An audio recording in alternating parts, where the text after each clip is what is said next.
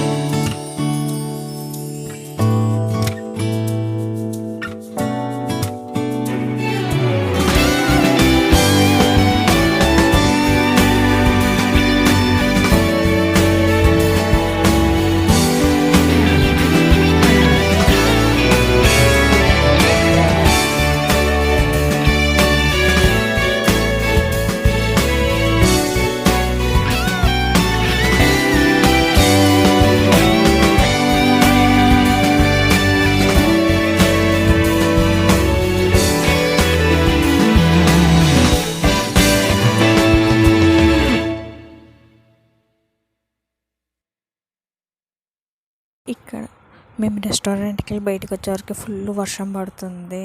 ఎలా వెళ్ళాలో అర్థం కాలేదు. ఫుల్ వర్షం పడుతుంది. క్యాబ్ బుక్ చేస్తే ఒక్క క్యాబ్ కూడా బుక్ అవ్వట్లేదు. అస్సలు వర్షంలో అన్నీ క్యాన్సిల్ చేస్తున్నారు క్యాబ్స్.